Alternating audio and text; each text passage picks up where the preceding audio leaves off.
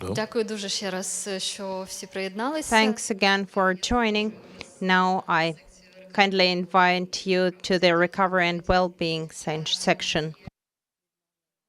Говорити про відновлення, We але will continue speaking about rebuilding and recovery, but in a different context, how joint work over cultural heritage could assist people from all the layers of society, in the first place to military and veterans in recovery. And here there is an interdisciplinary team of speakers, archaeologists, architect. So I'm glad to start this session. The first speaker will be Tony Pollard, professor of Glasgow University, researcher in the domain of archaeology of conflicts and director of Center of Battlefield Archaeology, and one of the founders of Waterloo Uncovered project that invites veterans to archaeological excavations. nice to see you. And thank you, Alisa, and thank you for that lovely introduction, and thank you all for the invitation to take part in this really important and indeed exciting initiative. So I hope this short presentation will be helpful. It's going to be rather anecdotal, and perhaps we could bring out some harder data in the discussion. But what I want to do is to focus on what has variously been called veteran archaeology, and other terms. But in Waterloo Uncovered, we have one of those dreadful acronyms, which is Veterans in Serving Military Personnel, which is VSMP. So we're not just looking at veterans, we are looking at those still serving in the military, and I think this is highly relevant here. And the focus there is really assisting the difficult, at times, transition from the military world to the civilian world. So without further ado, I will take these two case studies. One, of course, is Waterloo Uncovered. The other is the Falklands War Mapping Project, which wouldn't have been possible without Waterloo Uncovered, as will hopefully become obvious. So there is an average team on a 2-week field season at Waterloo, the monuments behind it. And that includes military veterans, still serving personnel, archaeologists, historians, and students. So it's a mixed community. And I think that's also an interesting issue. Do we have communities here which are mixed, or do we have purely veteran communities engaged in these projects? Waterloo Uncovered is very much, and I think it works well, a mixed community. So we are, of course, focused on the Battle of Waterloo from 1815, where Napoleon met his final defeat. I'm obviously not going to give you a military history of the battle here, though I do enjoy doing that with my students. But here we have a painting giving some idea of the scale of the battle. And in 2014, just before the 200th anniversary of the battle, I was invited by two members of the Coldstream Guards, a regiment which fought in the battle. And they were Mark Evans, who you see on the left there, and still in uniform, and still to this day serving in the Coldstream Guards. He's a colonel now, Charlie Fournette. And they invited me down to London to unveil this idea they had of taking veterans and still serving personnel to Waterloo, not just to visit the battlefield, but to take part in an archaeological project. And they had called me in because I had by then a profile in conflict archaeology. And they too, it's important to note, had a background in archaeology. Both had graduated from University College London in archaeology, but both then joined the army. And they had very mixed fortunes in the army. As you can see, Charlie is still serving, but Mark suffered a heavy impact from the war in Afghanistan, and retired early from the army as a captain with pretty bad PTSD. And so we had in mind that Mark was the sort of person who could benefit from this activity. And so we set about putting the project together. And in 2015, we did a trial run to see whether people bonded together, to see whether there was archaeology to discover and to work with. And both of those were positives. So we went back later in that year, after all of the celebrations and commemorations on the battlefield, which included a huge reenactment, and we found lots of material related to that. And we began the project. And initially, it was only supposed to run for about a year, but due to its success, we are still now 10 years going strong. So I'm going to give a little case study here of the sort of discoveries we've made and the impact they've had within the sphere that we're discussing here. So there's an average, there are millions of these maps of the battle, but if you look at the star at the top, this is where I'm going to take you. This is a place called Mont Saint-Jean, which was a farm behind Wellington's line, and it was used as a military hospital behind his lines throughout the battle. And there you see a wonderful illustration by James Rouse, who was there just a few days after the battle, along with other artists. And you can see prisoners and wounded being marched back to Brussels. The process of burying the dead has already begun, and the building has clearly been damaged in the battle. Now, if you look at that site today, it looks pretty similar. It has to be said, it has now been renovated. It's actually now a distillery. They make gin there and also brew beer, which obviously goes down well with the team. But we were given kind permission to work on the land related to the farm.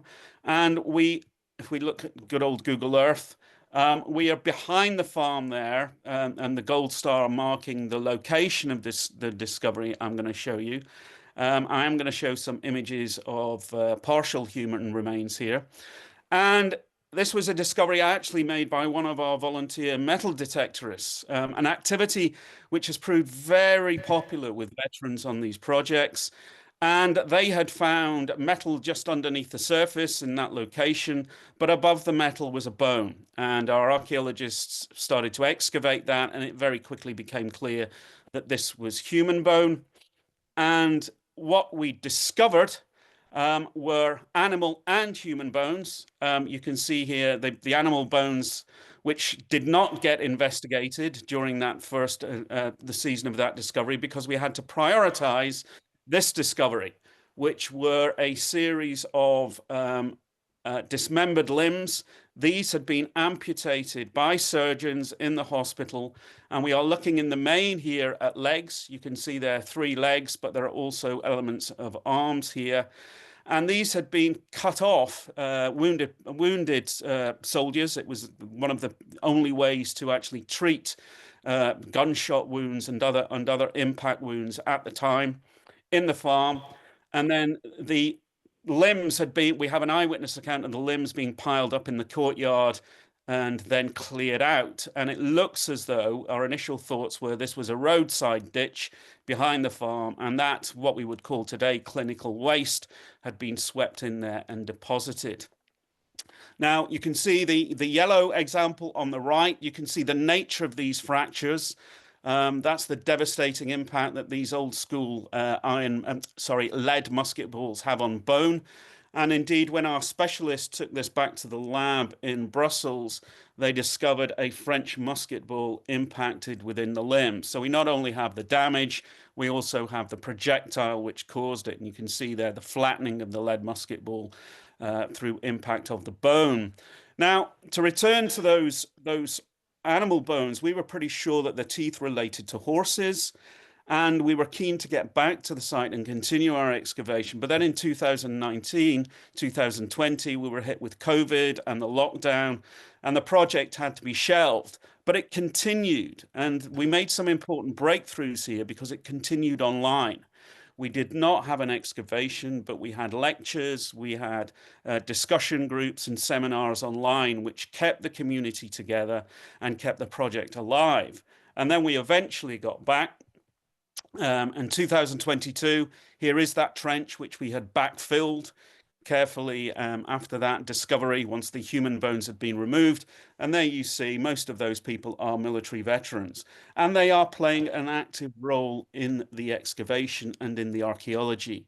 And it's been found through studies of this and other projects that the authenticity here and the real work that the veterans are doing, the real archaeological work, is really important to them. The last thing they want to feel is that they are just add-ons. They are just there for cheap labor. And as you will see, that is not the case with Waterloo Uncovered, nor was it the case when we get to the Falklands. And what we discovered was that these were horse remains. And during that 2022 season, we encountered 3 or 4 horses. You can see there through the condition of the legs that these, like the humans, had suffered horrendous wounds. And we also discovered that these horses had been put out of their misery. There were musket balls in their skulls, so some of them had been limped into these trenches after the battle and then euthanized, put out of their misery. Now, these had a huge emotional impact on the participants. And I should return here to my first anecdote with the human bones, the amputated legs. When those bones came to light, we had a team of detectorists on the slope beyond this site. And our mental health team, our team of specialists who provided support for well-being and mental health, were very concerned, quite rightly, that we had out there one person who had lost both their legs through an explosion in Afghanistan.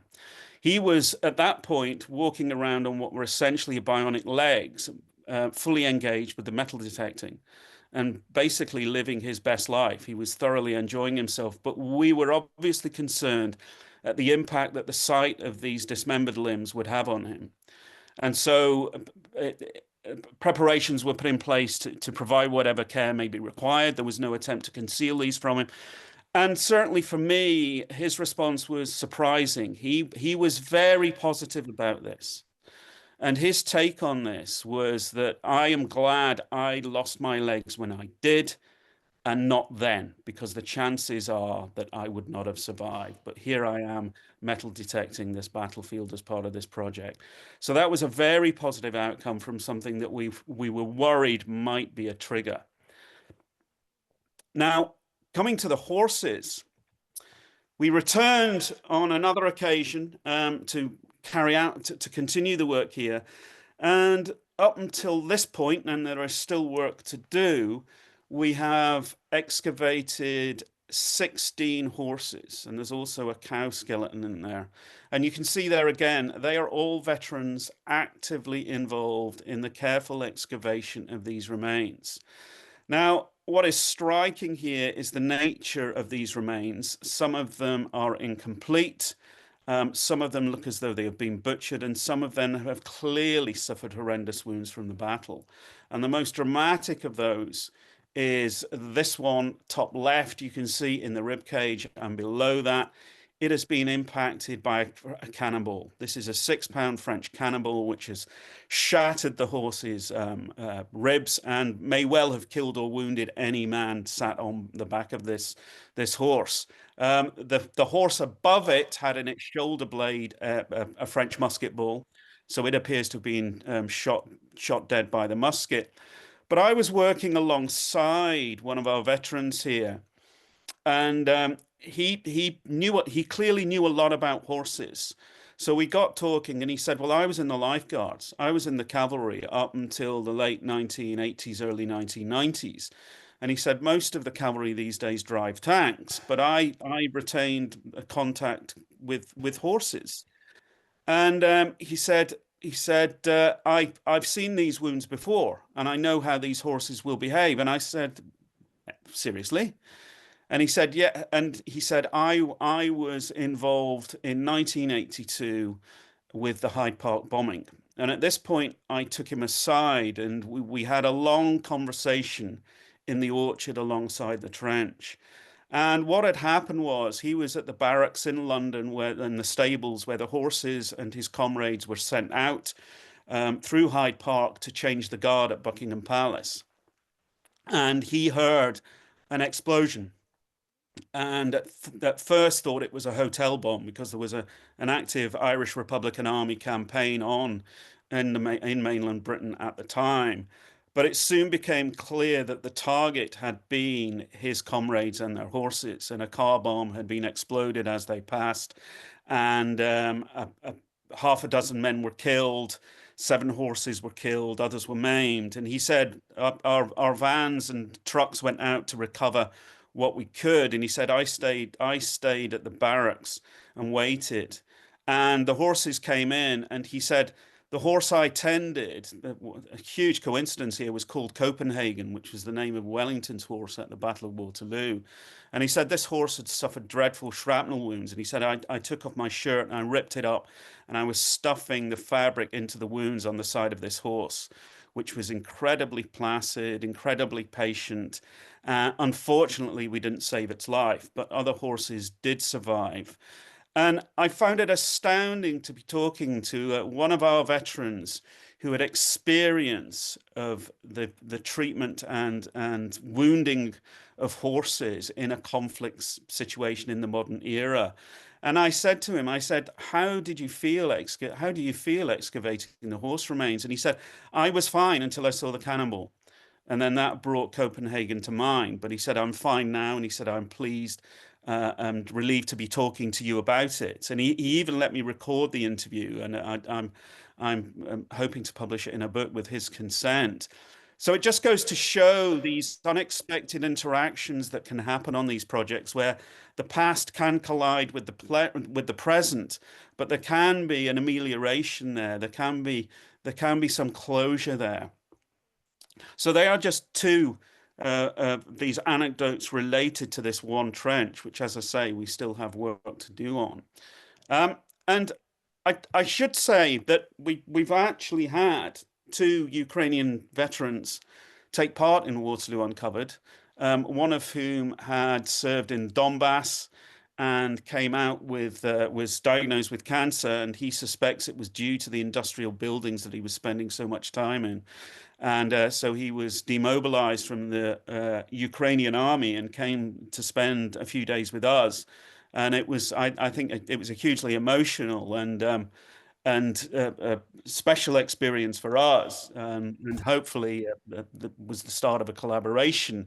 But I've just talked about excavation, and one of the concerns about projects such as ours and Operation Nightingale, which Waterloo Uncovered has taken an inspiration for, is that you create a bubble where veterans operate in almost a happy place, where they are with those of a like mind. It is a safe space.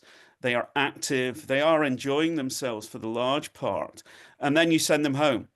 And sometimes these people go back to difficult domestic circumstances. They experience isolation, loneliness, etc. And we've been very aware of this, and we've tried to retain a sense of community, which I think is really important. So we have various other activities, and COVID helped us here because we had to go online.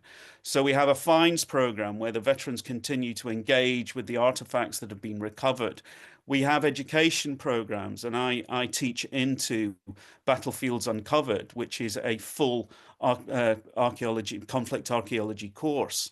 So we have all of these other activities which go on between what is really just 2 weeks a year in Belgium on the site at Waterloo.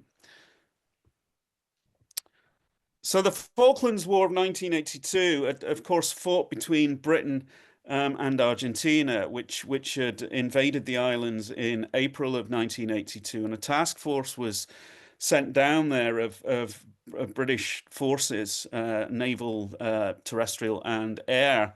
And a short campaign was fought with small but very vicious battles, mostly fought at night, with British troops attacking generally dug-in Argentine troops. And there you see men of Scots Guards, the G Company Scots Guards, after the Battle of Tumbledown. Now, I had long been interested in the Falklands War. I'm old enough just to have fought in the Falklands War if I'd so chosen. It actually put me off joining the military, funnily enough. But I first went down to the Falklands to do an evaluation on the cultural heritage in 2012, which was the 30th anniversary of the conflict. And it was clear to me that the cultural heritage of the war was important, that there was potential here for what might be described as archaeological survey, though the term archaeology was too loaded. It carried with it baggage. There were images of digging up, uncovering an unpleasant past. So I actually had to sell this project to the Falklands government and indeed the population of the Falkland Islands. I had to shelve and dispose of the word archaeology, and it became the Falklands War Mapping Project. And I went back in 2015 with a Falklands veteran returning for the first time. We were good friends, to see whether returning to his battlefields helped with his PTSD. It did, but only through the intervention of a good guide who knew exactly where he had been in the thick of the combat. And I went back in 2019, leading a British Army battlefield tour. And then ultimately, thanks to collaboration with Dr. Timothy Clark at the University of Oxford, we went down again in 2022 for the first season of the mapping project. And it wouldn't have been possible without Waterloo Uncovered, because with that project, we had developed fairly advanced techniques of providing mental health and well-being support with professionals during these projects, as per the example with the amputated legs. And we carefully selected 2 veterans of the Scots Guards. I was very interested in the Scots Guards, given I live and work in Scotland. And we chose these 2 gentlemen, James Peters and John Litterick, both of whom have fought in the Battle of Tumbledown. And we had a variety of aims, including allowing the Falklands government to manage these sites, to provide fresh information on the events, augmenting and testing the historical record, importantly, to engage veterans. And they were an important resource here. They were key partners in this project because of their experience and their unique knowledge. But we were also exploring the potential well-being benefits of veterans in the archaeology of their own conflict. This was the first time ever military veterans had taken part in the archaeological survey of their own battlefields. So this was Waterloo's obviously 200 years ago. This was their war, their battle. And we also engaged the Falklands community, having them involved in the survey. So we had skills transfer, and we had engagement with schools, of the project artist, etc. So it was a multifaceted project, and it was very much a pilot. And here we have Jim and John in around 1982. They had very different post-war experiences. Jim had been back to the Falklands to try and lay some ghosts on 3 previous occasions, but he had always found the experience unsatisfactory because he just ended up mixing with other veterans, and they tended to drink too much, and they did what veterans do when they get together, and he didn't find it at all helpful. But he thought that as part of an archaeological project, it would have discipline, it would have structure, and it was a mission with an outcome. We were there to do a job. John, on the other hand, had tried to get back to the islands, but never made it. He got as far as the airport at Bryce Norton and couldn't go through with it and went back home. He was desperate to go, but just couldn't make that last step. And so he felt that the security we would provide would help him. And so we all went down there, a team of around 8 archaeologists with our mental health specialists from Waterloo Uncovered and these 2 veterans, and with the full cooperation of the Falklands government, we set about surveying their battlefield. That is Tumbledown Mountain, where these guys fought a very vicious battle overnight in a snowstorm at one point. However, we spent our first week in lockdown. We had to spend time alone in houses provided because COVID was still an issue. But then once we were released and we drove up to the site in Land Rovers, I was in the one behind. That's actually John. This is a photograph I took. As we were approaching the reverse slope of Tumble Down, John stopped his vehicle and got out, and he stood there for a few moments. I got out behind him and I snapped this photograph, but I quickly realized there was a problem. And John turned to me and he was ashen, and he said, I can't go through with this. I can't go back up there. And this was a problem he'd had in the UK trying to get to the islands. And now he was having a problem making the step from the island to his battlefield. But Jim came out and they smoked a cigarette, and the team came out and some of us smoked cigarettes and we had a quick chat. And then John said, right, I'm going. And he got back in the vehicle and he drove up. And the rest of the day, John and Jim gave the team, including myself, the most astounding battlefield tour, talking freely about their experiences, at times incredibly traumatic and disturbing. But they spent the entire day talking us through this battlefield. And then at the end of the day, John turned to me and he said, I can't believe how different I feel from this morning. I can't wait to get back here tomorrow. I can't wait to do the job we've got. And that was the tone that was set. That doesn't mean that everything was plain sailing. At times they would have flashbacks. I never experienced a flashback in somebody else, entirely invisible as far as I could see. But they stepped back into the moment and they were back in the thick of that battle at times. So there we have the project. There's Charlie, who came down with us, and the person on the left is the cultural heritage manager from the islands, and one of our Waterloo Uncovered team, and they are recording Argentine foxholes and trenches at the base of Tumbledown. And what we did was we actually did add to the historical record, and I'm not going to go into this, but we recorded a series of Argentine trenches which had recently been looted, actually, it turned out, by islanders, or at least some of them. And we found 62 of these. And they were pretty much unknown, but we consulted a post-battle sketch map by an Argentine commander, Carlos Rabaccio, from the 5th Marines. And he'd drawn these on a post-battle map and had explained their use on that map. Now, we don't really agree with that, but the point is that we had encountered and recorded these, and we were using drones to do photogrammetry and mapping. And so we'd actually hear, and we've started to interpret these. It would be good to talk to the Argentine veterans who were using these positions, not actually in the battle. They are just south of it, but we found fired rounds. But it just goes to show that the archaeology was doing its job.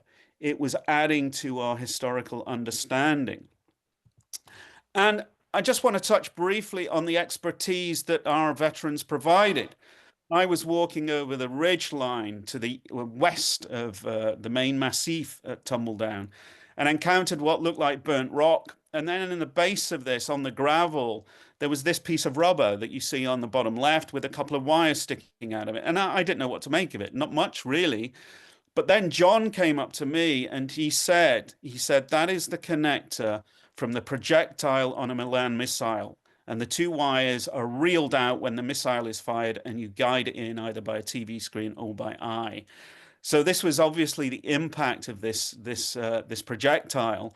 This raised a lot of questions because we couldn't work out. It's a British weapon. It's an Argentine position, but only a few of the British units used it, and not really in this location. So it's actually raised more questions than it's answered, but it's a very good example of the unique expertise which veterans on conflict archaeology projects can bring to bear. Now, just to finish, it's not all gloom and doom. It's not always fully engaging with PTSD and talking your way through these issues. There is also humor. And I love this photograph. I think it's the favorite one I took of the entire project. And that is my quote, "What are you doing, Jim?" Because he bent down. There is Jim, one of our veterans, on his hands and knees, crawling under this rock. And I said, "What are you doing?" And he said, "I'm looking for my curry." And I went, "What?" And he said, "Yeah, about halfway through the battle, we took a rest and under fire, and I pulled out my ration pack, and to my delight, it was chicken curry." So I sat in the thick of the battle and ate this curry, and the guy next to me fell asleep. And I'm going, this is in a snowstorm with the fighting still ongoing, and it was totally out with my kind of understanding of conflict. And he was most disappointed that the wrapper, the tray that his curry was in, was not still there. And my response to this was, well, there can be no doubt about it, Jim. You're an archaeologist now. So it's just a lighter moment to end this short presentation. And I'm very happy to discuss some of these issues further, but hopefully it's given some idea of how military veterans and serving personnel can engage in archaeological projects. And of course, I've looked here specifically at conflict archaeology, but I think this might have great relevance to what is to come. Thank you very much. Thank you for the presentation, Tony, and for the work you're doing. We will return with some questions for the discussion. Зараз я хотіла представити... And right now I would like to introduce the second speaker, Mr. Dr. Sergiy Taranenko, who's the Monastery of Pechersk-Lavra and manager and also co-organizer of the project I'm for Ukraine that has also engaged veterans to archaeological excavations. So the floor is yours. Good day. Yes, it all works. Dear colleagues, I would like to share my experience of using British program of recovery of the military at archaeological excavations called Amphora. And our project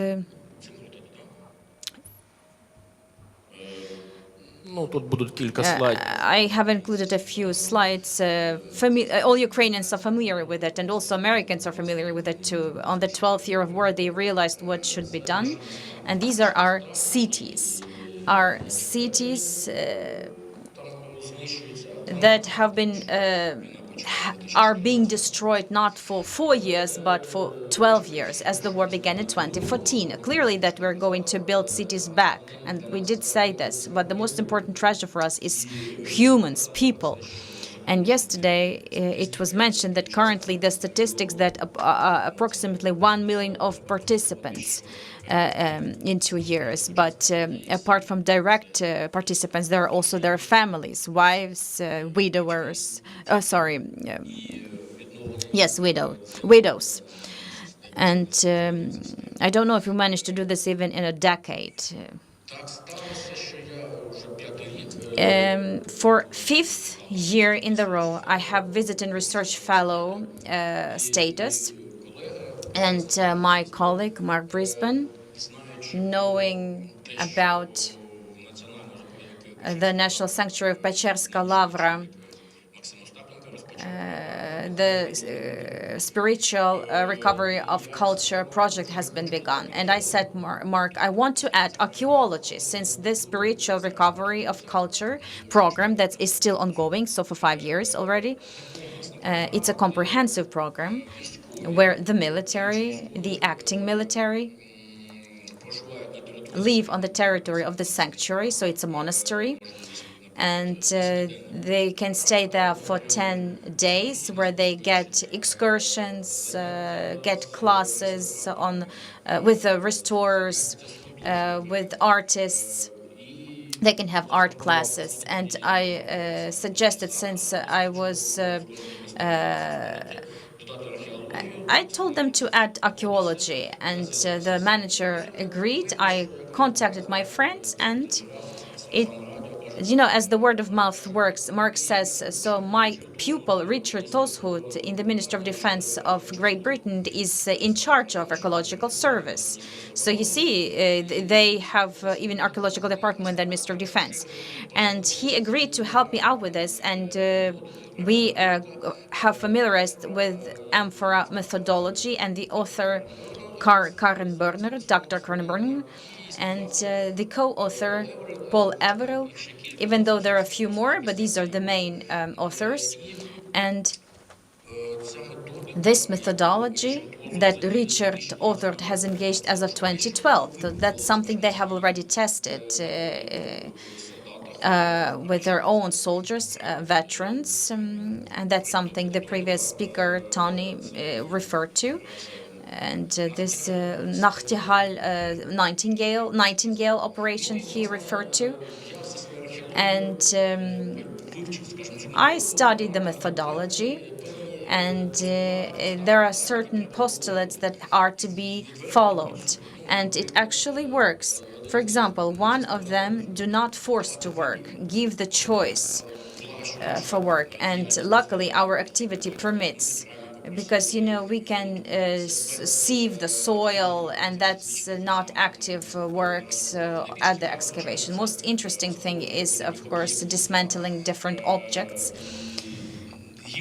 And it was worse for those who had to work with a spade. I heard lots of words from our students saying, like, do you want me to take a spade? We have dug so many trenches. They don't want to do it anymore. But they did it anyway, because the fact itself of getting acquainted with the cultural heritage, it's another psychological moment. The soldier who is defending his life, our lives, yes, our independence, our freedom, he's defending cultural heritage there. So this was still a role of a defender for them. And not every soldier has graduated from the university and knows history of Ukraine very well. So learning about the site, is watching how it is received, obtained, that made them happy. They were all very grateful. And as it turned out, because we did some surveys, like questionnaires, among the objects, the most popular one is the Pechersk-Lavra, and as for the class, archaeology took the first place among them. Our experience was so interesting and engaging for the British colleagues that Obrun University, they have conducted the workshop on archaeology, and Maxim Anatolyevich and I were invited, and we shared our experience, and the situation was like this. It was obvious for us right away, and then it has become obvious for the British that we have the unique experience. In 2 years, we did more than they did in 20, and that's according to their quote. And what is that? The difference is that they do recovery, rehabilitation of the veterans, and those are professional soldiers, and we have mobilized more than 90% people, and plus in our sanctuary, people returned to the front line after this program. So their recovery did take place, but they again had to go to war. And during the discussion, it has become obvious that we're not just users of this program, but we were full partners to it, because the British colleagues, and you see Mr. Richard Toshut here on the screen, they took us as their equals, and we continued our cooperation. And Richard has invited us to his excavation operation, where we saw how the camp is arranged and the discipline, because it all works very well. It's well organized, and it was noted down by us. So the next year, because at the end of 2024, I offered to do something similar to our, union. And we started with a cycle of lectures. The British were surprised that the idea was at the end of December, and in February convinced everyone. They understood that it is critical for us, even more critical than ever before. And you see that this is our team of lecturers, 3 British, Noel Brisbane. He was the administrator of all the process. Besides, there was a psychologist, a female psychologist, Alexandra Koval-Petrovska, who is from descendant of a very well-known family of archaeologists and culturologists. Before the war, she managed to graduate with a psychological degree. And when we were doing this project, she was with the armed forces of Ukraine, and she had injury, and that's how she came in Kiev. She answered this request, and she became a psychologist of this project. And whenever you have a project for veterans, there must be a full-time psychologist to be present all the time in person. Our success was noticed. I was invited to Australia for the Darwin Congress on Archaeology. Thanks to the Ukrainian diaspora, I visited it and I made a report on our experience. It turned out that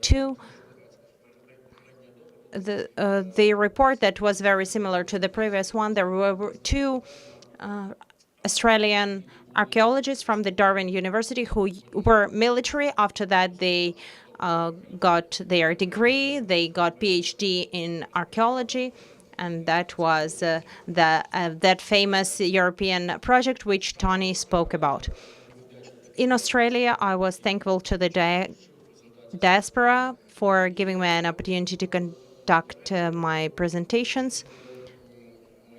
And my friends from the special services provided their pictures, their art, and I lacked money to conduct. I had enough money to conduct jointly with the Association of Archaeologists the Tripilla expedition with the Tripilla Museum, the first archaeological camp. We decided to try. It was in July.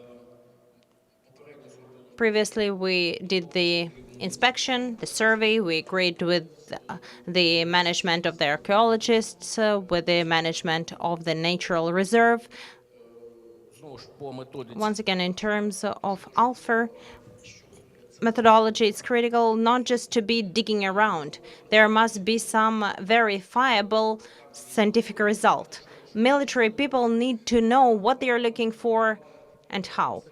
We were suggested to deconserve a very interesting archaeological object of Tripilla culture, which had unique structure.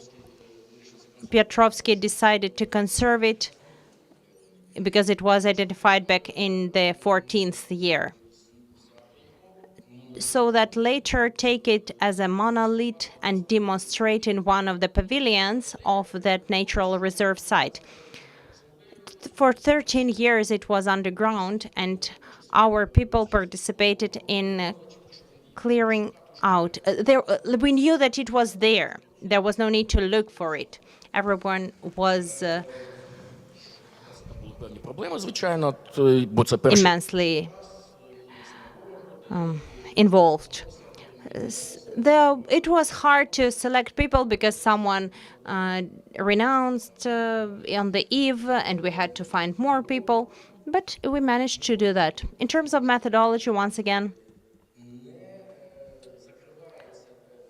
the subject matter of communicating with the military in the field, in course of field excavation, is not something that you can do and forget about it. Because we need to get acquainted to help the veterans learn about all the stages of the work. Because the archaeologists explained at every step of the excavations what this relates to and how it should be done. We conducted a couple of excavations at another site as well. We even found some objects that were very rare, some ceramic items. It was not in vain for sure. As the military said, that were the best days of their life. In terms of the methodology that we developed by Pechersk-Lavra to provide additional information, we conducted lectures. Here there are photos of my lectures on my subject matter about Kiev in particular. Yevgen Sinitsa spoke about the Slavic tribes. And there was Mahamedov, who was very knowledgeable about the Chernyakhivska culture. There were locals who spoke as well. It was a big event, not only for the veterans, and even more so, we understood that we have to deal with people who are not students and who are not experts. So those are super popular lectures and super clear and understandable. There is an old man Panas, who is a wonderful ceramic expert. There was a lady who taught how to do the masterclass in painting the ornaments, polychromic, according to the Tripila culture. And there were also children. I can tell you about children more. There will be more to come even. When in one of the years in the Lavra reserve site, it turned out that at excavations that there were Boris Grinchenko University students on their practice. It was a wonderful effect. When this young generation, practically children, 18, 20 years old, and those older guys who fought at the war, they know who they protect. They observe these young people. It is like a family environment. The methodology was like, keep quiet because you are told things. A wonderful excursion by Chebanyuk. That's a wonderful person who is very knowledgeable in his subject matter and very knowledgeable in terms of his museums. I believe many of the people present today know him. Alexander Korvin Piotrovska was present in that camp all the time. What's a camp, actually? We were allocated a real-life village site with an outdoor toilet, with a bucket of water for shower. And this is not cards playing. That was a task, interactive task that was invented by Alexandra. Frankly speaking, there were adult men. I served, but I didn't fight at war. But there were guys who just spoke up and started telling us about unbelievable things. Like he told that he was only one in the dig out. He was fired from a drone. And I recorded a video where I said goodbye forever to my relatives. He understood that he would either burn alive or go out and be killed. He went out and survived. I didn't tell even anyone that I recorded this farewell video. People started speaking about very tough things which they have never told anyone openly, so it had therapeutic effect. We had 9 participants, 3 veterans. They appear in most of the photos because we did our best not to take photos of active soldiers. A biggest challenge was when we had a former POW who returned from captivity and returned to the military service once again. It was totally okay, very good result, and the majority of people who participated subscribed for any subsequent similar events. That's a well-functioning scheme that helps people to survive and keep living and enjoying their lives. Richard Oswood last year invited to Wales for excavations.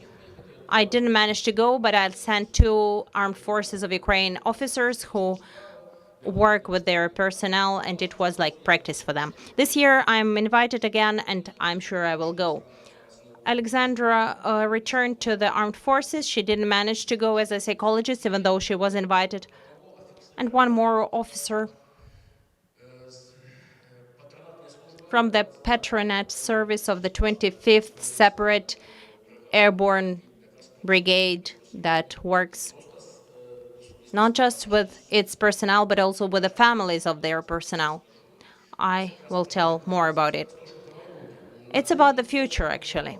For this year, I planned, not just planned, it's not about planning, it's about making settlements with people, agreeing with people. I have planned, last year I was addressed by Valery Kostianikov down below on the photo. He said that we've heard what you're doing. Can you visit us? I went to their excavations. I read a lecture to the kids because they invited the wives of the military with their children for a weekend archaeological camp. They did their classes and I did my camp, my lecture. There was a Lieutenant Colonel Petrina who supports the subject matter totally. He works in that Petronet service. This year, this summer, we are going to that settlement, to Wales, and we will acquire experience there. We share our experience because they are also interested in our way. Thanks to Ivan Zlotenko, who did the study last year, and we agreed with the city head of the city council. He promised our full support with boarding and with food and with providing access to the archaeological site. And we have a goal to collect people from among the local veterans, because I read a lecture there and I've met a meeting there in mid or late June. There will be this camp. And also Vasily Chichin, my friend, who is the head of this institution, and he said, I will not just give you work, I will arrange fishery for the men, and I will make an excursion. And the plans for this year are well standing. I can tell you more about the British colleagues who financed the preparation to publishing a children's book that I wrote about adventures of a boy in the 20th century Kiev. Thanks to this support, I just gave 500 books as presents to military and to children who suffered from the war consequences. I presented them to bunkers, in Ukraine, to Poland, to Australia. The book works because it is, in a way, a guideline on how to live in Kiev of the 12th century. That's also another type of activity on restoring and preserving cultural heritage. Now I've written the continuation, the sequel in the 15th century. The book has already been prepared. It has been illustrated, and I hope that in June I will publish it. And by autumn, it will be started to be read by its audience. We need to keep going.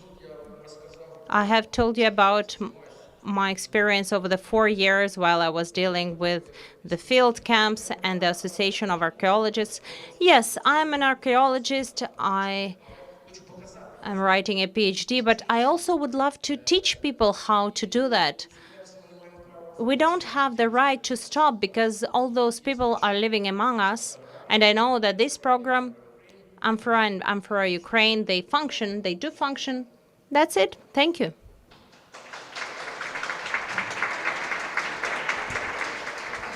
Thank you, Sergiy, for your kind presentation.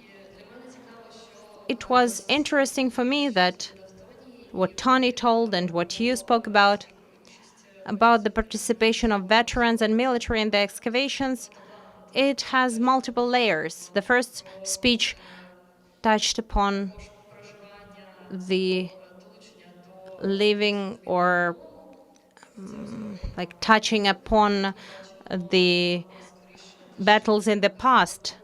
And you are working in the well-knowledged, in the excavations, and this feeling of unity which is being shaped while people are doing excavations.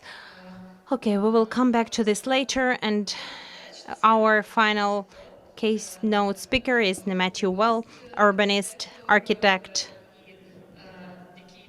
who also has a long-standing experience of work in Ukraine. Thank you. Matthew, hello. Screen here.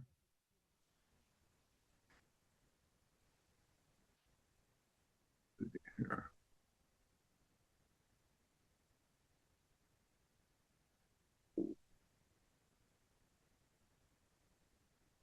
see.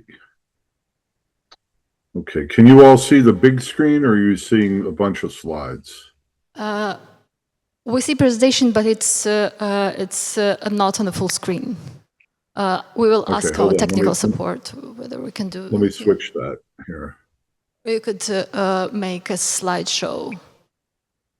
Yeah. How about now? Can you see it now? No, now we see folder. Okay. Let's share a screen here. How about that? Is that working? Yes. Yes, yes. Great. Okay. Thank you very much. It's a great pleasure to be part of this conference. I very much appreciate the invitation. And by way of background, I'm an architect and urban designer. And one of the things I do is, in practice, I do large urban design projects, large-scale urban design projects. And I teach urban design at the University of Maryland. But by personal note, I have been to Ukraine 3 times, and I have 2 adoptive children from Ukraine. So I've come to admire the people in its country quite a lot. And one of the reasons why I got interested in this topic was because I had been to Kyiv adopting 2 children and spent a lot of time walking around and saw that Kyiv had had an interesting kind of reconstruction after World War II, which I'll talk about at the end here. And hopefully there are some people here in the audience that know more about it than I do and can share some of their insights. But this is one of the things I research about cities after they have been destroyed in one way, shape, or form, whether it's war or natural disasters. And I look at the relationship between architectural theory and the reconstructions. And I just want to show a couple of case studies, 2 in France that I think might be useful for thinking about the future of some of these mid-sized Ukrainian cities, and then also talk a little bit about some of the lessons of Kyiv, which after World War II was actually rebuilt in a very interesting way.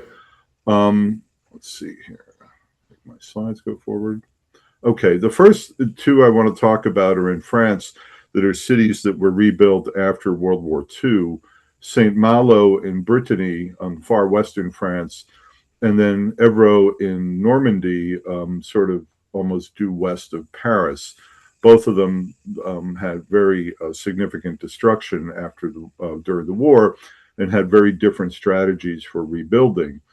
Saint Malo sits on the coast. It's famous for its corsairs that were sort of hired pirates by the French crown to go out and terrorize the ships of other nations. It is a very handsome town built of local stone, very high-pitched roofs, and a very compact downtown area and significant maritime activities throughout its history.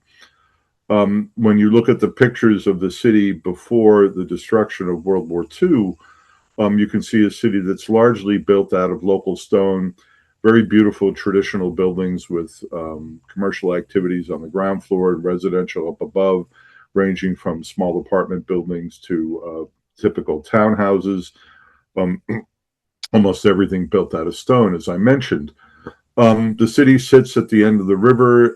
It sits on a little promontory there, and is also very famous for its bastions, for its walled outlook, and of course, all of that built out of stone is very well known for that particular aspect. And in this aerial view, you can see on the right that it was a very compact, dense city town, actually, prior to the bombardments of 1944.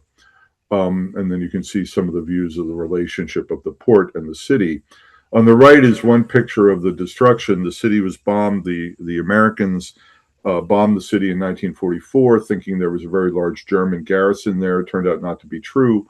However, 80% of the city was destroyed. There were lots of debates about how to rebuild it, whether they should rebuild it as a completely new town or put it back exactly the way it was. But what they decided to do was to salvage the buildings they could and then put back a new urban plan.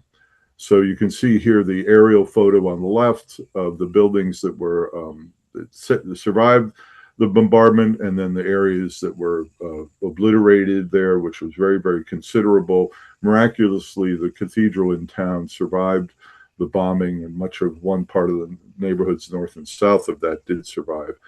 This is a figure ground. You can see the plan of the city prior to the World War II was a compact medieval town with lots of winding streets and small passageways, small streets, one or two main streets that threads across the town, and a sort of citadel up in the upper corner. On the right side, you can see the figure ground just after the war, showing the buildings that survived. And what I've done here is erased all the buildings that didn't survive. So you can see the sort of fragmentary plan that the city was left with, that they had to kind of figure out what to do with. And you can see the cathedral sitting right there in the center. This is the urban plan by a very good architect by the name of Louis Archete. He came up with this plan on the left side. On the right is the existing plan. And what you can see in gray are the buildings that survived the war. On red are the buildings that parts of it were salvaged and rebuilt.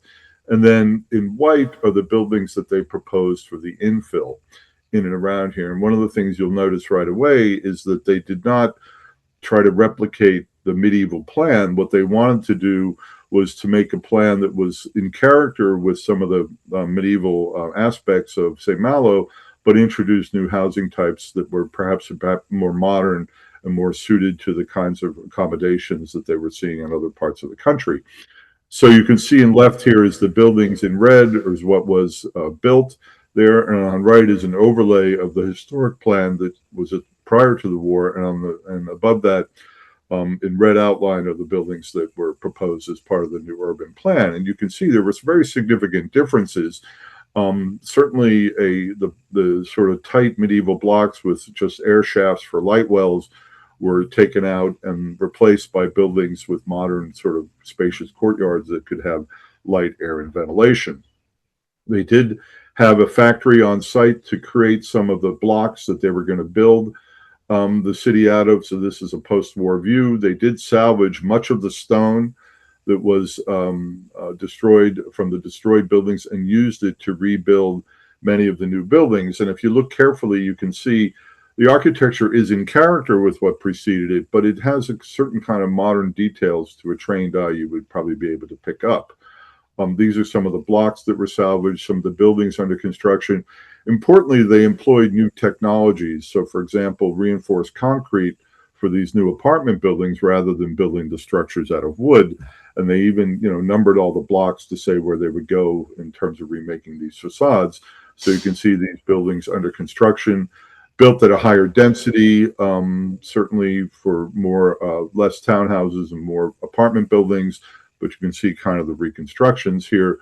These are Archite's drawings on the left showing the character of what this place was going to be like. Some of the architectural drawings of the buildings rebuilt, and then bottom right of a street that was made post-war. They retained the mixed-use character of the streets, the urban feeling of it. They put back the character without putting back exactly what was there before. They recognized that one of the great values of this city is the urbanity. This is a completely new street that was built after the war. On the left side there, and this is one of the small courtyard streets. There's a whole system of courtyards and archways threading through the town that have a very small network of connectivity that works all the way through lots of the urban blocks. It is the second most touristed place in Brittany today. So they did a very good job of rebuilding it. And these are some of the pictures of what this place looks like today. Very successful rebuilding. And here you can see some of these smaller streets that were built through with courtyards and archways connecting a lot of these smaller public places. The next city I want to talk about is Évreux in Normandy. It is a small town almost due west of Paris, had a large intellectual tradition, a large Jewish population through the Middle Ages, had a canal or a river through the middle of town that was reused for industrial purposes. Very important aspect to it. On the right side is a view of what some of this historic character looked like prior to the war. And then here is the walled city with the cathedral in the center and some of the churches surrounding it, in a sort of an open countryside. And more views of the Rue de la Harpe and the Rue Grande throughout the city there, giving a sense of the sort of urban townhouse with commercial on the ground floor and residences above, which characterized much of the city as a commercial enterprise. Let's see here. This is one of the new plans that was done. And what's interesting about this, if you look at it, you can see the tight medieval streets on the left side. On the right side, like many cities in Europe, they did widen the streets and decide that they needed slightly wider streets. Some places did this to excess and widen the streets too much. What they did here, I think, was a reasonably good job of widening the streets to make them perhaps more passable and more usable, while at the same time not destroying the basic urban character and disposition of public elements and public streets in the city. And while at the same time they were doing that, they also took some of their assets and made them even more part of the streetscape. So one of the things they realized was to take the beautiful buildings they have, such as the cathedral, and instead of hiding it behind urban fabric, they opened up parts of the city so it could be experienced better. Because after all, tourism is a big part of the economy in this part of the world. They probably understood that this was something they could benefit from. They also transformed the river that runs through town from an industrial river into a linear park landscape, thereby enhancing the livability of the center of town. So on the left side, you can see the areas that were destroyed in gray. There you can see the cathedral sort of at the bottom part of the gray area there. You can see much of what was destroyed, which was the center of town in street-to-street combat fighting. And in red on the right side shows what was rebuilt, more or less reinforcing the existing pattern, but with some significant changes that I mentioned. So this is some of the housing that they built with infill development, a simple architecture. One of the things about reconstructions often, certainly was true of France at the time, they had to build things quickly. So the repetitive module was important for the townhouses, building it in character of the kind of architecture you would find in Normandy there. And you can see the canal on the right side there beginning to emerge, but the architecture really putting back not exactly what was there before, but a sort of more modern version of what the historic character of the city was like. Then these are some more aerial views showing what some of this development is like today. Pretty much most of the houses have the same facade, but the details differ somewhat, with a different module of houses from 2 bays to 3, 4, 5 bays there. So they set up a systematic way to do this. This is a view of some of the housing that was built on the left with the passageways through to the linear park and the river there. So the main street connects with that, has vertical mixed-use buildings, and then some of the other buildings that were built on the right side. And what I think is really important about Évreux is that the buildings are good, sort of what we would call in America, good meat and potatoes architecture. In other words, it makes good streets and it makes good urbanism. And while none of the buildings in and of themselves are great monuments, they did a fine job of putting back the urban character. And this is a view of the park river now that was an industrial landscape, now is a linear park through town. And just to touch a little bit on that, they did make adjustments to the urban plan, as I mentioned, to celebrate things that they had. So they opened up views to the cathedral. You can see the way it was in the top in gray. And then they opened that up by splitting those 2 red blocks at the bottom. So you have a long distance view of the cathedral facade, very much a Camillo Sitte style of urbanism. And they also modified the water course and eliminated buildings in front of the cathedral so that a more picturesque presentation of the cathedral and the water could be experienced. And I think this really helps the sense of place of this city.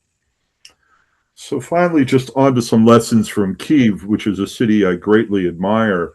It's a beautiful city. You all have a wonderful place there. I hope to be able to return to visit sometime. I have wonderful fond memories of both the city and the friends we made when we were there. I want to talk a little bit about what was done after World War II. This is a view of Kyiv in the 1780s. I don't know if you can see my cursor, but you can see the old town up on the hillside, the beginning of what was to become the Maidan down at the bottom there.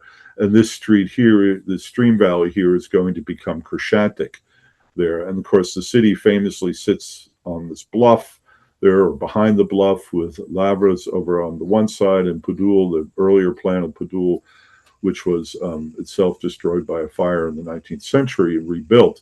But this is a sort of early foundation of that plan. This is the figure ground of what Kyiv looks like today. And the Maidan is here, and Khreshchatyk, of course, is the main drag through town.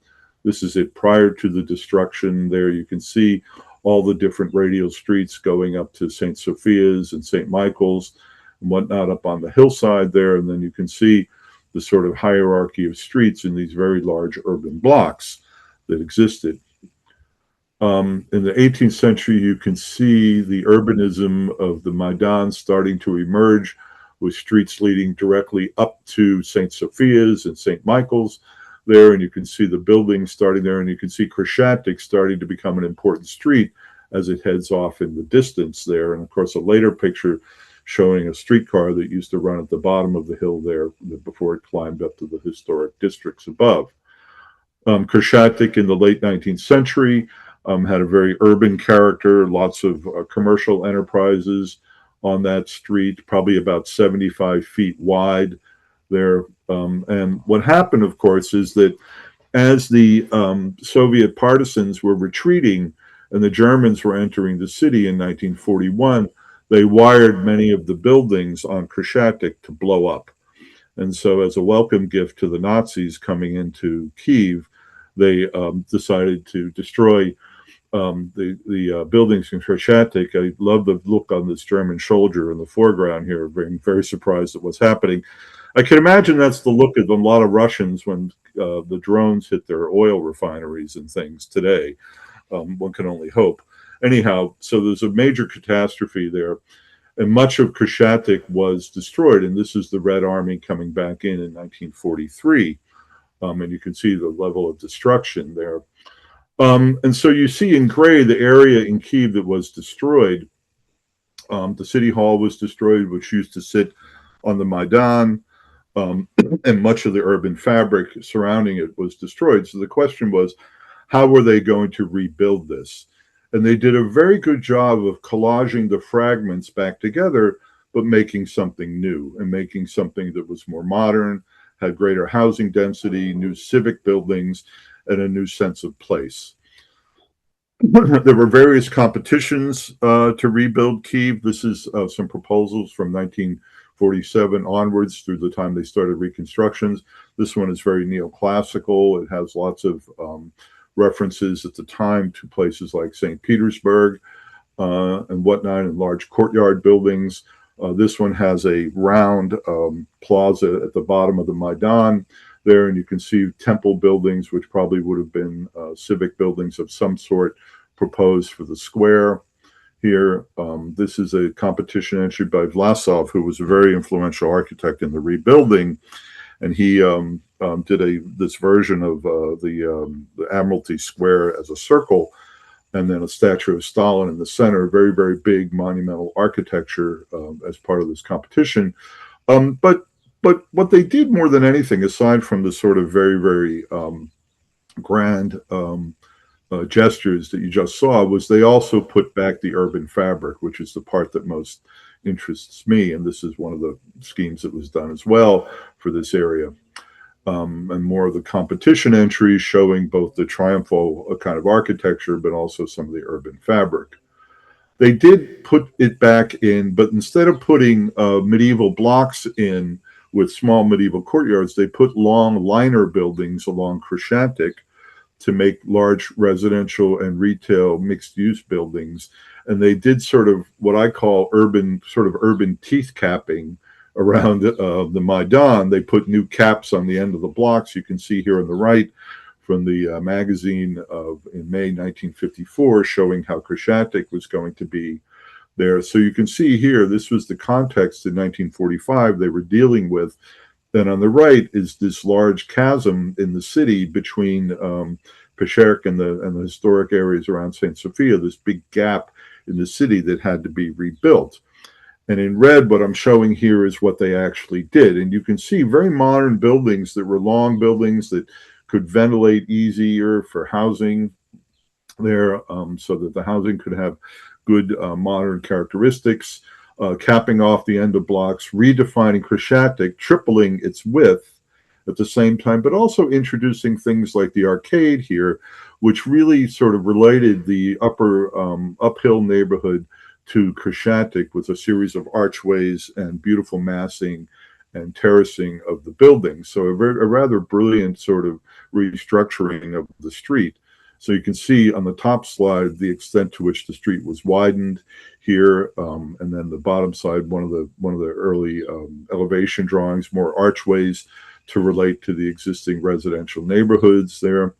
And then some of the architecture that was built. And I find it interesting because it's a sort of cross between very modern construction, this is steel frame construction, high-rise construction, but also very traditional architecture, particularly at the base, which makes a beautiful sort of rusticated base. In this case, has retail stores all along Crescentic there. And so you can see some of these, the complex there related to the Seven Sisters in Moscow.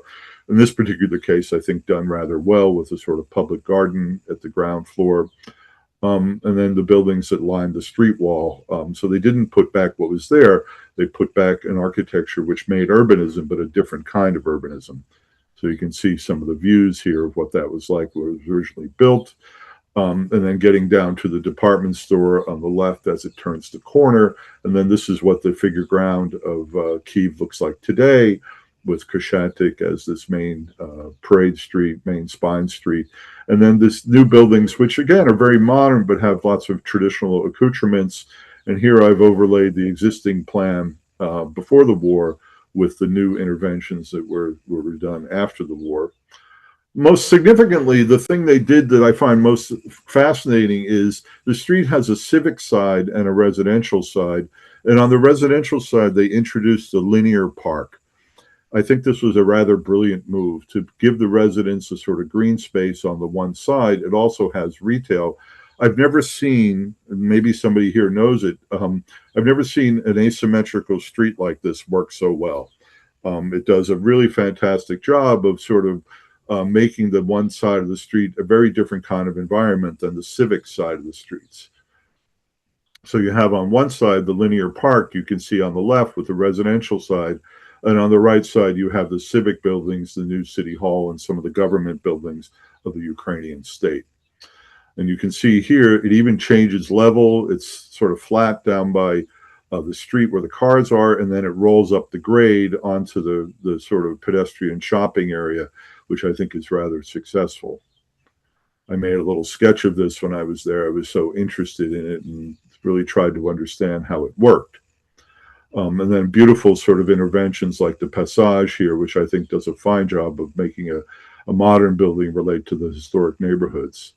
Other kinds of archways that do the same thing, and some of that even frames views across the street. More of the residential buildings there. And so you see this sort of incredible mixed-use street with these civic buildings on one side and these residential buildings on the other, which makes quite a vital urban environment in the sense that you have people living there and working there at the same time. And it's always, every time I've ever been there, it's been a very active place with rather handsome buildings, particularly the civic buildings. And one of the best street lamps with a little bench on it that I've ever seen anywhere, by the way. Really beautiful piece of civic infrastructure. And then even shopping with the department store at the one end. And then, of course, the end where the Maidan is and the Conservatory of Music. So our lessons here for St. Malo retain the historic character through regional materials and use them in local architectural principles, and make a new plan with modern blocks, new housing and courtyards, but introduce a varied streetwork that is still in character with the historic city. With Ivro, it's really rebuilding mixed-use urban fabric and reinforcing views and public spaces and enhancing connectivity and better mobility at all scales. They made many more connections afterwards, and it turned industrial areas into new parks and recreational assets. And for Kyiv, reinforcing the historic urban patterns and placemaking and introducing green space in residential areas, very key, and focusing on modern mixed-use development, retail, residential, and civic. There's probably more lessons, but I think for me, these are the main takeaways. And finally, I just want to say, Slava Ukraini. Thank you for listening.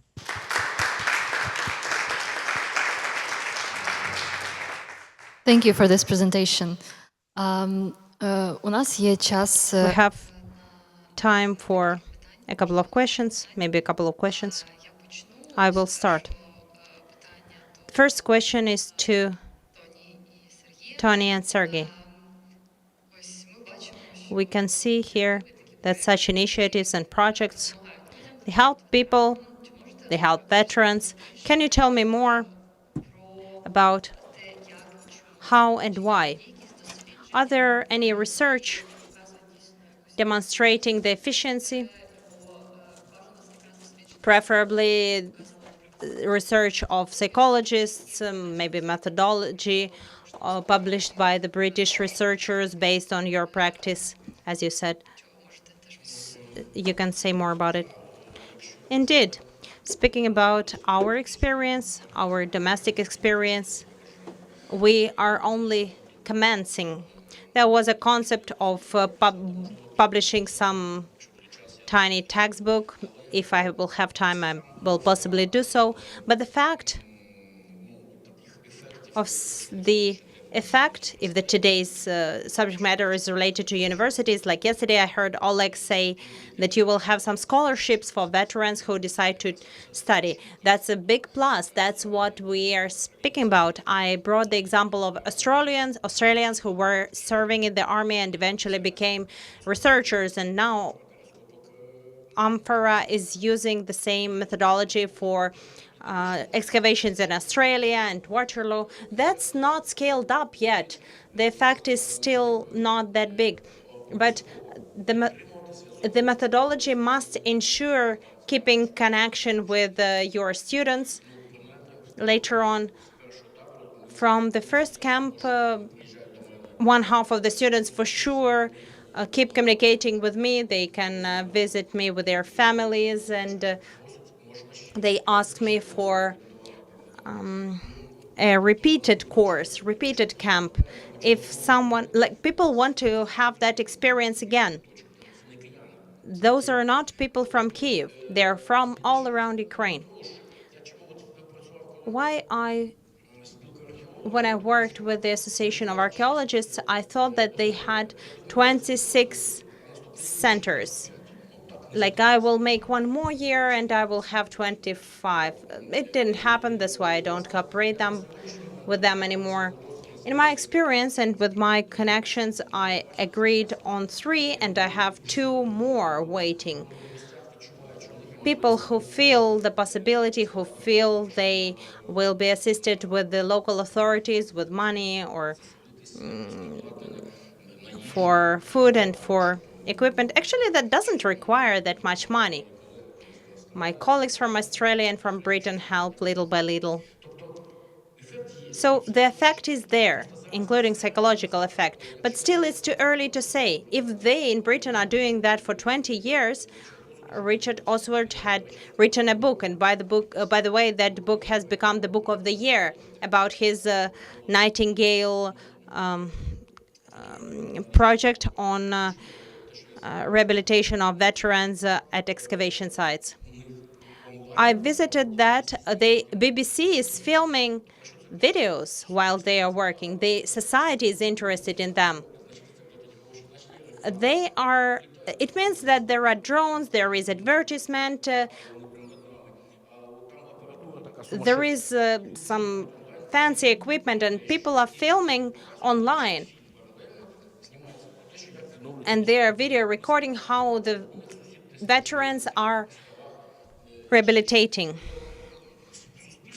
The society perceives that with high positivity in a country which is not at war. So I'm sure that the support of the society will be even higher. There is no single family that hasn't seen the consequences of the war. Some have their close people serving there. Someone has just suffered the consequences. There will be support, but it's still too early to draw conclusions. Thank you. Tony?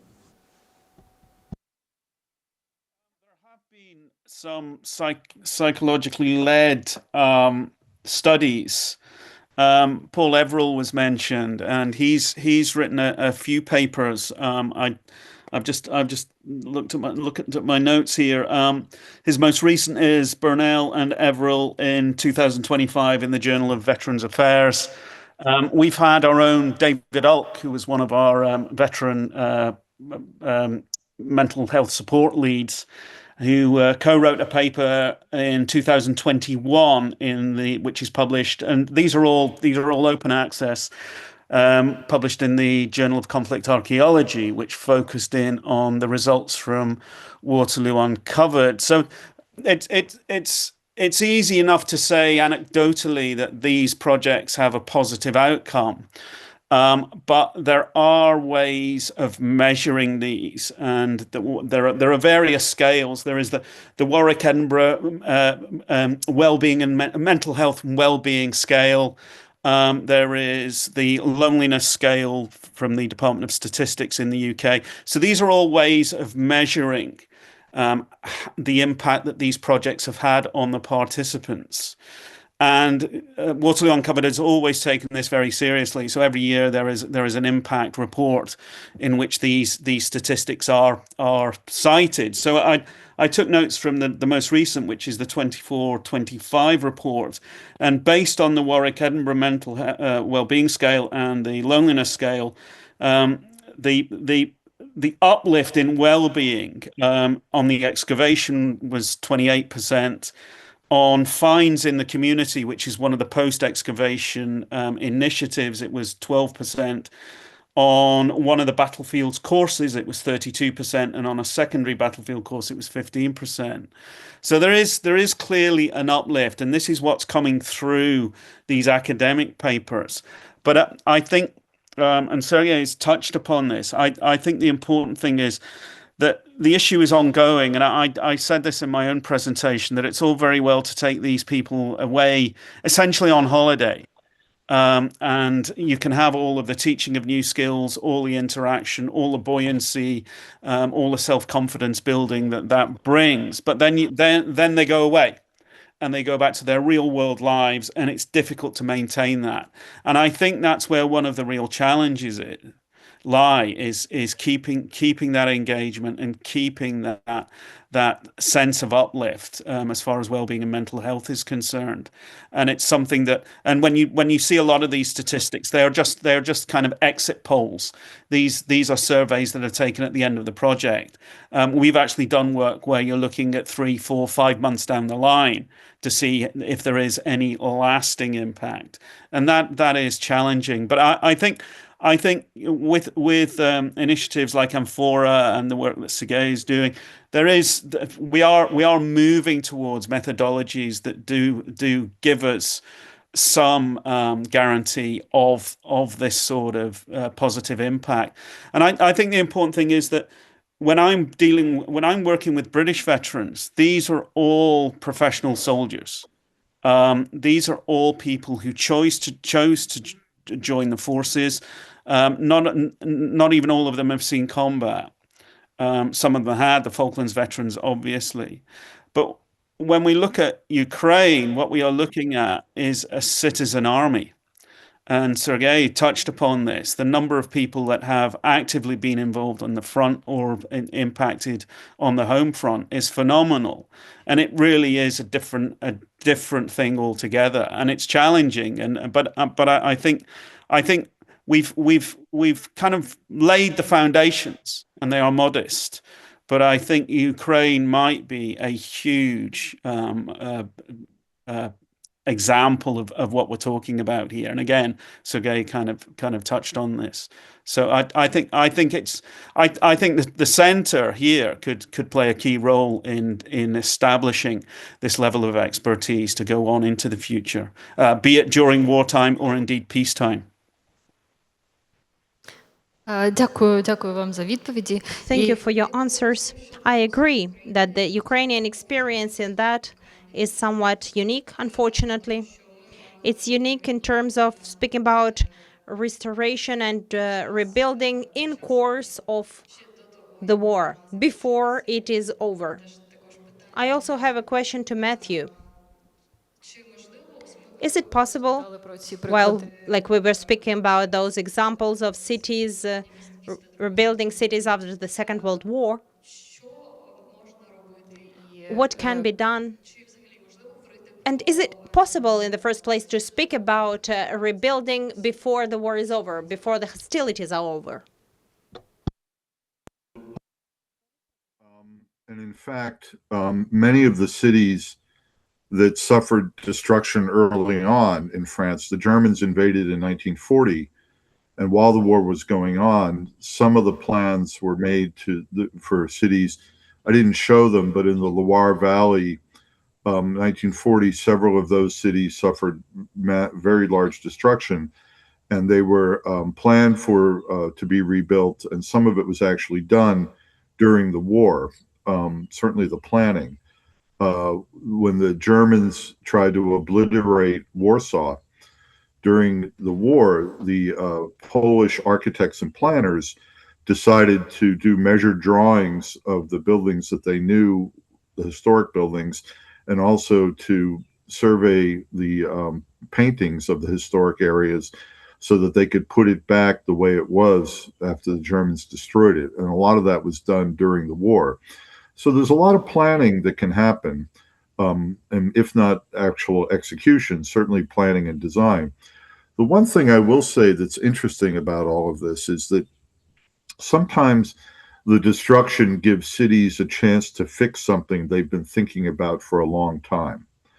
So if something gets destroyed, they can improve it or make it better after the war. And it may have been something an issue that existed prior to the war, but the war becomes, with the resources and the initiative, a way to ameliorate something that was thought to be problematic previously. So I would say yes, and I think I would encourage Ukrainian architects and planners to certainly take that point of view and think about, once the war ends, what would we do, and be ready for that, because I think that's going to be an important step. Thank you. Можливо, є питання. Possibly there are questions from the audience, and I see it is the case. Thank you. I would like to point out and thank Mr. Matthew for a very interesting speech about my native city, about the capital of Ukraine. And you had a fact, if I'm not mistaken, as I heard from the interpretation, that German troops entering Kiev during the 1941 exploded the center of Kiev, undermined. It's not true. It is Soviet information. Information that is true is that Soviet power mined the center of Krещатик, the central street, and exploded several hours before the German troops entered and occupied Kiev. That is correct. I don't know how the interpretation came through, but the Soviet partisans wired the buildings to blow up. That is correct. Thank you. And we have to draw certain conclusions, specific conclusions, speaking about the future functioning of the city center, that we need to wait and assess clearly the positive and the negative impact of the Soviet power into the destruction of the city center of Kiev and historical heritage, as now we need to assess in which condition. That's a separately standing work, and I hope that once it will be done, later I want to add about it in course of the discussion, I believe now we need to assess the level of preservation of heritage in Kiev, which exists, in my opinion. It's very negative, both of the Soviet time and of the contemporary time. I mean, what is doing now with the city design is a negative story. And this conclusion must explain us, and very correctly mentioned by you, which actions and which plans must be envisaged by the professional community of architects and city designers when we win and when we will have to think about rebuilding Kiev and preservation of its heritage as the capital of a European country. Thank you. Just to sort of make a comment on that, I think those are very important points, and thank you for clarifying the history of the explosions in 1941. I do think if we were faced today with Krещатик, we probably would not do what the Soviets did in the 1940s. On the other hand, some of the things they did, I think, were unique and actually worked rather well. Whether the city would want a large parade street in the middle of town, I don't know. I suspect maybe not. But some of the architecture that was done and the way it sort of related to the adjacent neighborhoods, I think, was, for its time, rather well done. And I think one of the questions facing the city is, when historic monuments are destroyed, what do you do? St. Michael's was rebuilt. It was destroyed by the Soviets. It was rebuilt as it was, and that, I think, was a very positive thing. Other places may not want to have the same sort of care on them. Можливо, є ще питання у онлайн. Maybe there are other questions from the online audience.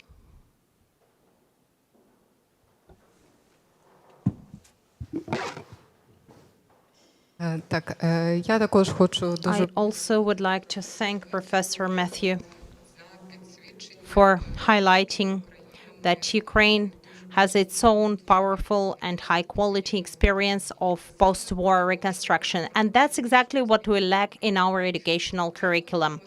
In the beginning of the full-scale invasion, practically all the urbanistic and architectural programs, seminars, curricula reminded us the experience of Rotterdam, Warsaw, and other cities. And actually, all of them overlooked our own Ukrainian experience. And there, I see the very big current problem of an entire domain. That's what the previous speaker mentioned as well. At some stage, possibly, it was the end of the 80s and early 90s when the educational school collapsed. We lost the young generation with all the achievements at that point of time. The first part of that collapse happened back in 1955 when the decree on fighting the surplus in architecture decree was issued. And the architects, in the lack of people, lack of experts, lack of resources, and under extreme totalitarian pressure, they managed to rebuild Kyiv and Nova Kakhovka, doing the focus on identity and humane environment. Humanistic environment, those green areas, fountains, possibility to breathe and to stand under a tree in a big city. All those ideas they put into their works are obliterated now. I lack communication with the Ukrainian higher educational institutions and Ukrainian platform, because when we start talking about it, that is some sort of something negligible. But the experience of not Rotterdam, for some reason, is something that is interesting. That's why I'm very grateful to you for highlighting this issue at this conference. And I also would like to...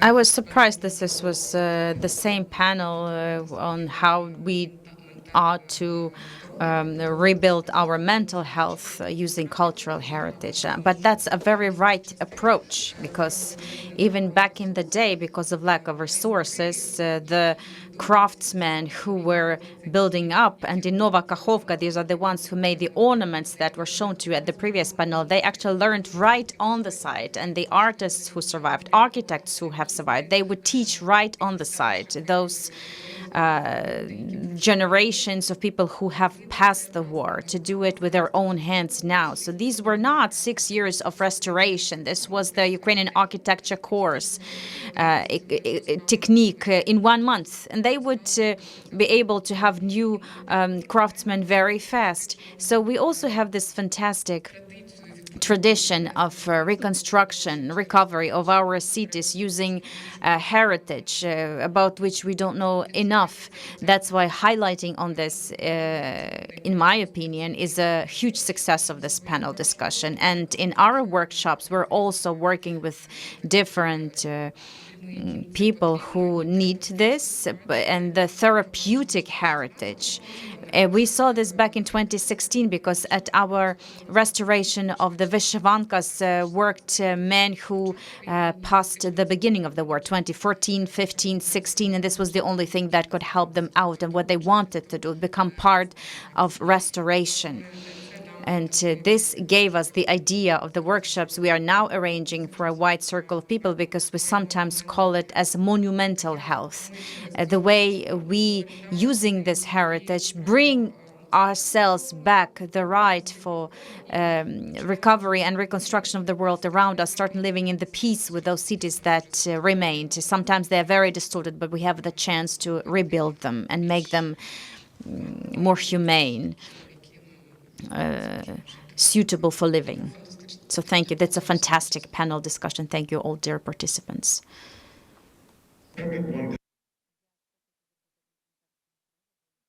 Problem in Ukraine and a problem in the world, which is the recovery of our cities as good places to live.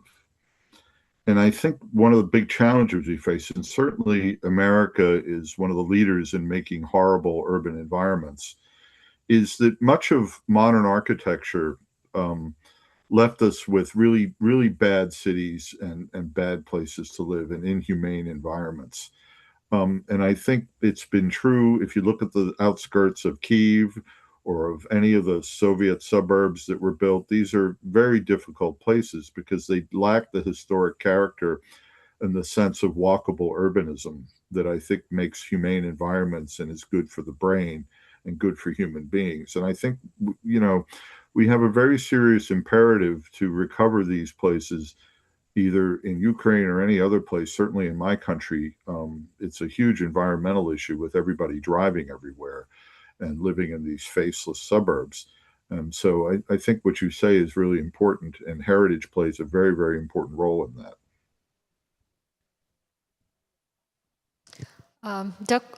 На жаль, я думаю, ми просто маємо вже закінчувати. I think we are to wrap up our panel to have some time for coffee break. And then we can continue with our next sections. But this was a wonderful panel discussion, and which in my opinion is very inspiring us to keep on doing what you do and even more. Thank you, everyone.